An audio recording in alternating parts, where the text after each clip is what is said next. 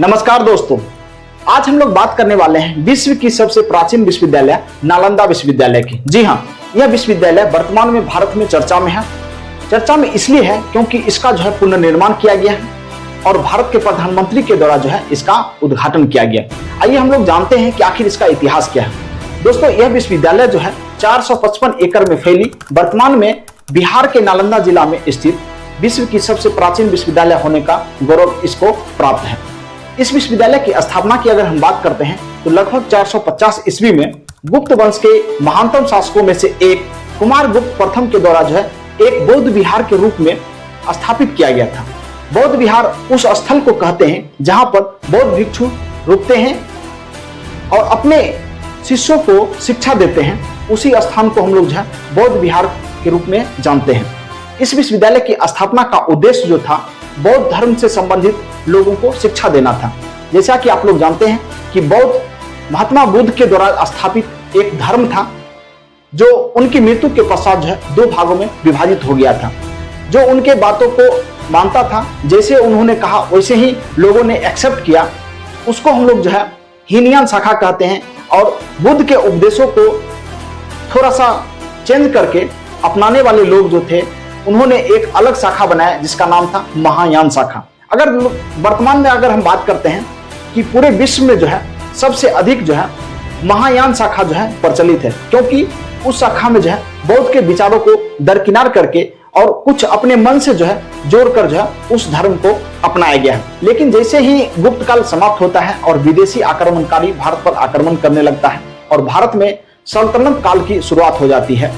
सल्तनत काल की शुरुआत होने से पहले भारत पर मुस्लिमों का आक्रमण होता है और मुस्लिमों का आक्रमण में सबसे महत्वपूर्ण आक्रमण हम लोग जानते हैं कि 1191 ईस्वी में और 1192 ईस्वी में दो युद्ध हुआ। प्रथम युद्ध को हम लोग तराइन का प्रथम युद्ध कहते हैं और द्वितीय जो युद्ध हुआ था उसको हम लोग तराइन का द्वितीय युद्ध कहते हैं।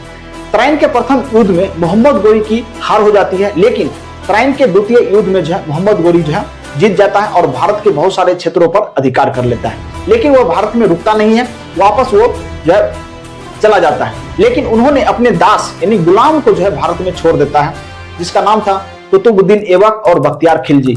ये लोग जो थे ये भारत में रहे और भारत में अपना साम्राज्य विस्तार करने लगे। खासकर अगर हम बात करते हैं बख्तियार खिलजी की, तो बख्तियार खिलजी जो थे बिहार और बंगाल के क्षेत्र को जो है वो जीतना प्रारंभ कर दिया और जीतते जीतते जो है वो बिहार के नालंदा जिला पहुंच गया और नालंदा जिला को तोड़-फोड़ मचा दिया और पूरी लूटपाट किया और इसमें आग लगा दिया।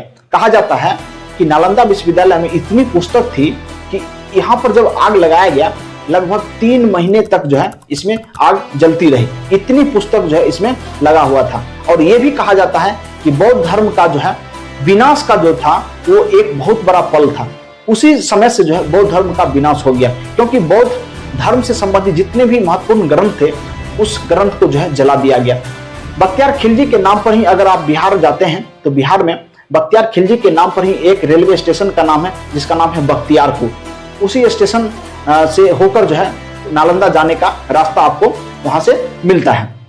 अगर हम बात करते हैं यह विश्वविद्यालय जो है विदेशी यात्रियों के लिए आकर्षण का केंद्र हुआ करता था। विदेशी यात्री आते थे नालंदा विश्वविद्यालय में, बौद्ध धर्म की शिक्षा ग्रहण करते थे और बौद्ध धर्म के बारे में अधिक जानकारी प्राप्त करते थे। उसी में से एक यात्री हुए जिसका नाम था हुएनसांग।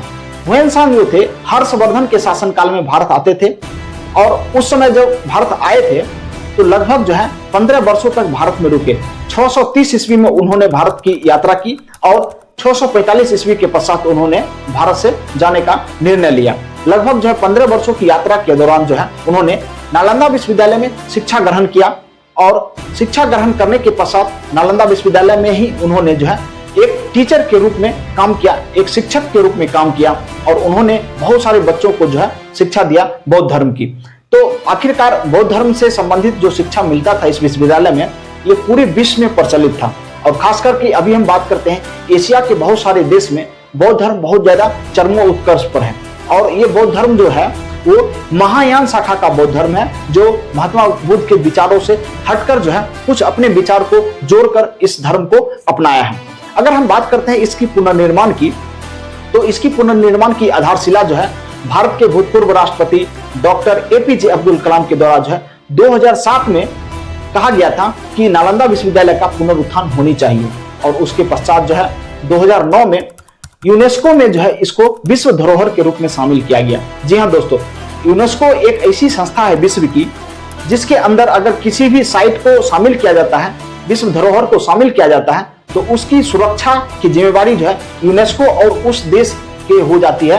क्योंकि भारत में अगर ये है तो भारत सरकार और यूनेस्को ये दोनों की जिम्मेवारी हो जाती है कि नालंदा विश्वविद्यालय की धरोहर को जो है इसको बचा कर रखना है, क्योंकि यह इतिहास का एक विरासत है। जी हाँ, तो इसको जब 2009 में विश्व धरोहर में शामिल किया गया, उसके बाद जो है इसका पुनरुत्थान की प्रक्रिया जो है आगे की ओर प्रस्थान हुई, और 2014 में फाइनली जो है नालंदा विश्वविद्यालय में बच्चों का एडमिशन प्रारंभ हो गया। लेकिन अभी जो है धार्मिक शिक्षा इसमें नहीं दिया जाएगा। जो उस समय जो इसमें धार्मिक शिक्षा दिया जाता था, वर्तमान में इसमें धार्मिक शिक्षा नहीं दी जाएगी। इसके अलावा जो भी शिक्षा होती है, कोई भी विश्वविद्यालय की अगर आप सिलेबस देखते हैं, उसी सिलेबस के अकॉर्डिंग जो है इसमें विभिन्न प्रकार का जो है इसमें डिपार्टमेंट बनाया गया है, और इसमें जो है वर्तमान में जो भी शिक्षा ग्रहण करना चाहता है तो उसमें जाके एडमिशन करा के और इसमें शिक्षा ग्रहण कर सकता है। अगर हम बात करते हैं कि इसकी निर्माण की, तो इसकी निर्माण की प्रक्रिया जो है 2014 में 14 बच्चों के एडमिशन के पश्चात जो है ये प्रारंभ होती है, और यह लगभग जो है 1750 करोड़ की लागत से इसका निर्माण पूरी तरीके से कंप्लीट हो चुका है। और इसमें लगभग जो है 40 क्लासरूम बनाए गए हैं बच्चों को पढ़ने के लिए, और एक बड़ा सा ऑडिटोरियम बनाया गया है जिसमें 300 बच्चों को बैठने की वहां पर व्यवस्था की गई है।